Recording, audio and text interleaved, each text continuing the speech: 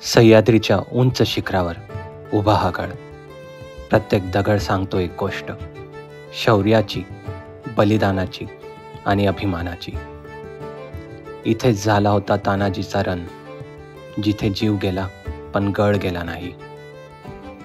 आजही वारा वाहतो तेव्हा वाटतं, जय भवानी, जय Shivaji. Good morning everyone, welcome to 5th weekend walk. आणि आज आपण जाणार आहोत किल्ले सिंहगड. तर माझी खूप आवडती जागा आहे किल्ले सिंहगड. आणि तुम्ही जर बघू शकत असाल, ऑलरेडी मी सिंहगडाच्या रस्त्यावर आहे. सिंहगड येण्यासाठी तुम्हाला 2 ऑप्शन आहेत.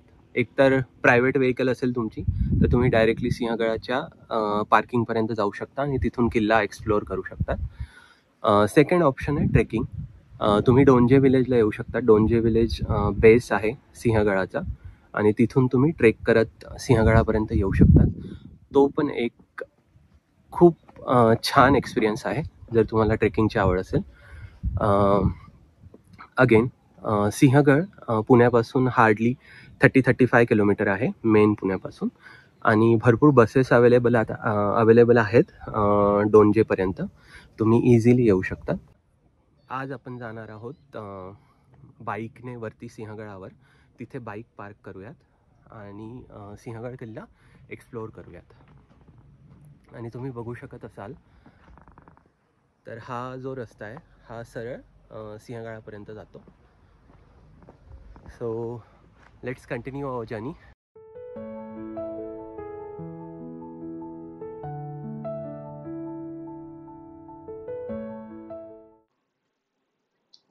आपण पोहोचलो आहोत सिंहगडाच्या पार्किंगपर्यंत.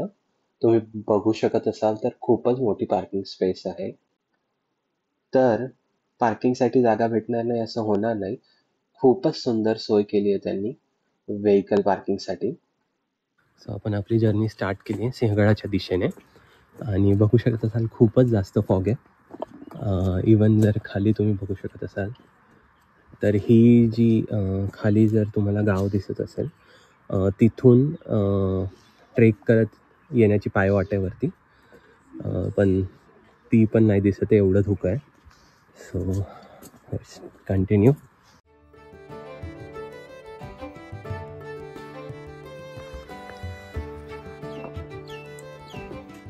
आपण पहिल्या पुणे दरवाजेपर्यंत पोहोचलो आहोत. इथे डिटेल्स दिले आहेत पुणे दरवाजाचे, बट शॉर्टमध्ये हा रस्ता पुणे साईडने येतो म्हणून या दरवाजाला पुणे दरवाजा म्हणतात. तर असे 2 पुणे दरवाजे आहेत. याच्या पुढेही एक अजून पुणे दरवाजा आपल्याला लागेल. आणि दुसरा महत्त्वाचा दरवाजा जो सिंहगडाचा आहे तो आहे कल्याण दरवाजा. जर तुम्ही बघू शकत असाल, दरवाजे अजूनही खूप मजबूत आहेत आणि दरवाज्यांवर स्पाइक्स लावलेत.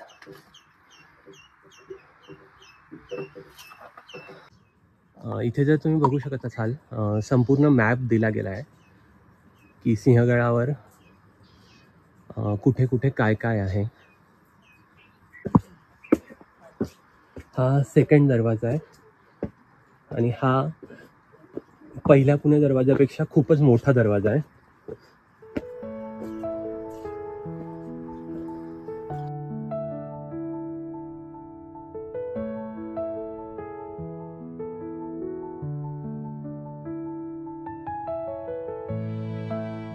सिंहगड पूर्ण धुक्याच्या चादरमध्ये लपला आहे.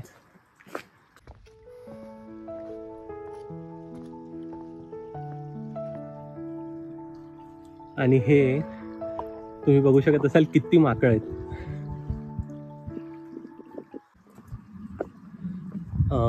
इथे तोफखाना होता पूर्वी सिंहगडाचा आणि हा रस्ता जातोय तोफखान्याकडे.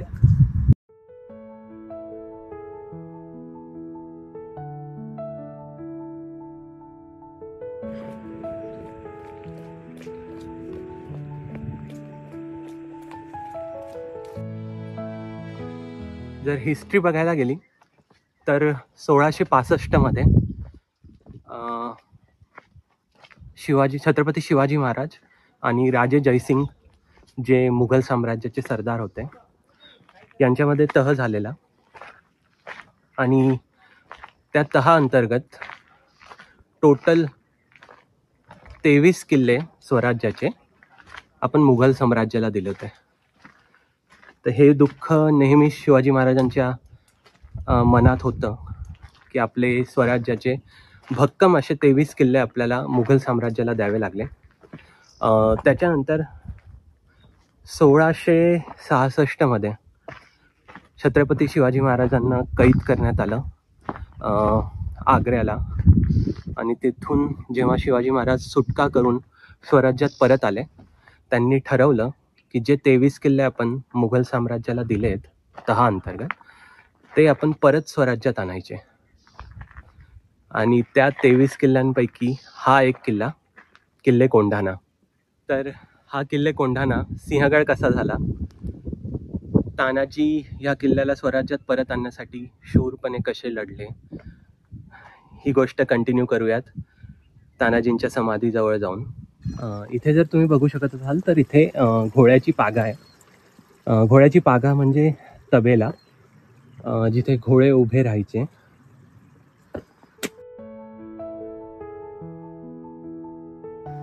हा तानाजी मालुसरे यांच्या समाधीकडे जाण्याचा मार्ग आहे.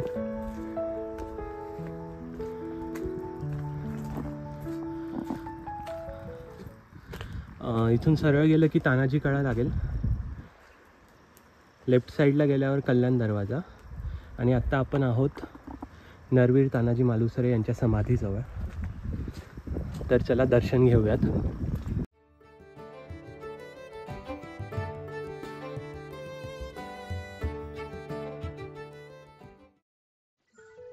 मी आहे नरवीर तानाजी मालुसरे यांच्या समाधीजवळ. स्टोरी कंटिन्यू करूयात. राजमाता जिजाऊ रायगडावरनं कोंढाण्याकडे बघत होत्या आणि राहून राहून त्यांच्या मनात विचार येत होता की कोंढाण्यासारखा भक्कम किल्ला आपल्या स्वराज्यात परत आलाच पाहिजे. त्यांनी तातडीने शिवाजीराजांना बोलवून घेतले आणि त्यांना आपल्या मनातील विचार सांगितला. शिवाजीराजांच्या मनातही तोच विचार होता, म्हणून त्यांनी तातडीने आपल्या साऱ्या सुभेदारांची सरदारांची सभा घेतली. फक्त त्यांनी त्यात तानाजींना नव्हते बोलवले, कारण तानाजींच्या घरी त्यांच्या मुलाचे लग्नाची तयारी चालू होती, रायबाच्या लग्नाची. पण जेव्हा तानाजींना कळले की कोंढाण्यावर लढाईची तयारी चालू आहे, ते तातडीने शिवाजीराजांजवळ गेले आणि म्हणाले, आधी लगीन कोंढाण्याचे, मग माझ्या रायबाचे. कोंढाणा मीच जिंकणार. आणि त्यांनी कोंढाण्याचा विडा उचलला आणि अतिशय अशक्य अशा वाटेवरून कोंढाण्यावर त्यांनी आपल्या सैनिकांसोबत चढाई केली. पण दुर्दैवाने उदयभानसोबत लढता लढता तानाजी धारातीर्थी पडले आणि शिवाजी महाराज बोलले, गड आला पण माझा सिंह गेला. आणि तानाजींच्या स्मृतिप्रीत्यर्थ कोंढाण्याला सिंहगड नाव देण्यात आले. इथे अमृतेश्वरांचं खूप छान मंदिर आहे.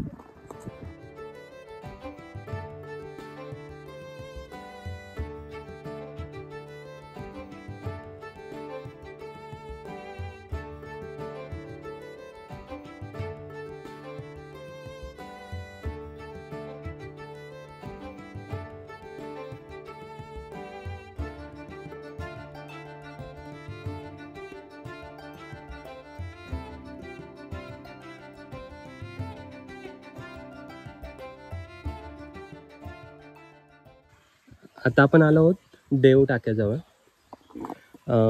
देव टाक्याचं पाणी खूपच स्वच्छ आणि गोड पाणी आहे. जर तुम्ही बघू शकत असाल. आणि सिंहगडावर ह्याच टाकीमधनं पाणी काढून वापरलं जातं. जे पण सिंहगडावर राहतात किंवा जे पण हॉटेल्स आहेत सिंहगडावर, ते लोक हेच पाणी वापरतात. आणि आश्चर्य म्हणजे ह्या देवटाक्याचं पाणी कधीच संपत नाही. जर तुम्ही बघू शकत असाल, झरा कंटिन्यू चालू आहे. आणि आता आपण निघालो आहोत कल्याण दरवाजाकडे. तर आपण कल्याण दरवाजाजवळ पोहोचलो आहे. हा इथे कल्याण दरवाजाचा बोर्ड आहे. खूपच कच्चा रस्ता आहे कल्याण दरवाजाकडे जायला, बघू शकत असाल. मी आता कल्याण दरवाजाच्या एका टेहाळणी बुरुजावर उभा आहे आणि तुम्ही जर बघू शकत असाल तर धुक्याशिवाय दुसरं काहीच नाही आहे. खूप धुकं आहे आणि थंडीसुद्धा खूप आहे, बट खूप मजा येते.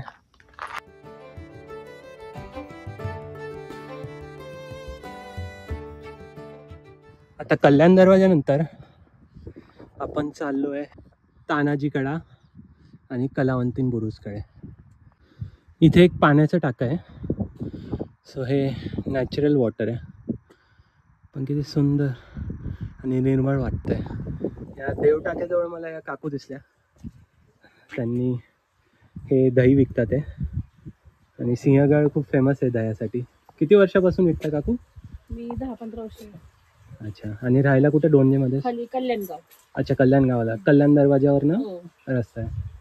अच्छा, मग आता तिथून पाऊस आहे म्हणून गाडीने येतोय. अच्छा. आम्ही ऊन असलं की कल्याण दरवाजाने येऊन. अच्छा. आणि रस्ता कसा आहे कल्याण काय वाटतं दरवाजावरनं? अच्छा, म्हणजे 7 किलोमीटर. चिखल वगैरे आहे, पक्का हो. रस्ता नाही आहे ना? पक्का नाही. अच्छा, ठीक आहे. चला, धन्यवाद. आता आपण तानाजी कड्याकडे चाललोय. जवळच पोचलोय. इथून वरती चढलो की तानाजी कडा आहे. आपण आता तानाजी कडाजवळ पोचलो आहोत. हीच ती वाट जिथून चढणे अशक्य आहे. तरी आपले मावळे जीवाची बाजी लावून या वाटेने सिंहगडावर दाखल झाले आणि युद्ध जिंकले.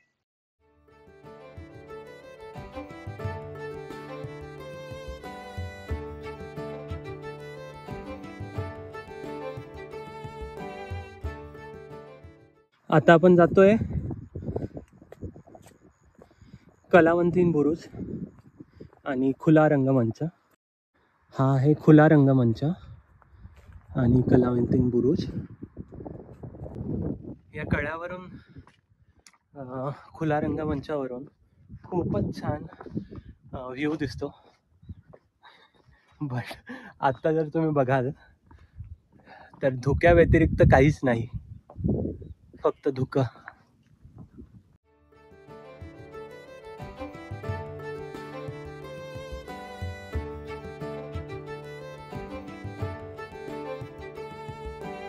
तुम्हाला खाली एक आजोबा दिसत असतील. अशा धुक्यामध्ये आणि एवढ्या वाऱ्यामध्ये ते त्या अवघड वाटेवरनं सिंहगडावर येत आहेत.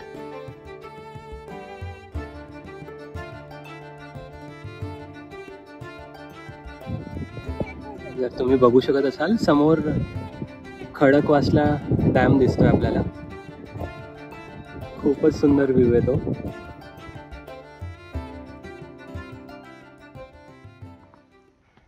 तर अशा प्रकारे आजचा सिंहगड आपला कंप्लीट झाला आहे. काही स्थळं बाकी आहेत, जसे राजाराम महाराजांची समाधी किंवा लोकमान्य टिळकांचं घर.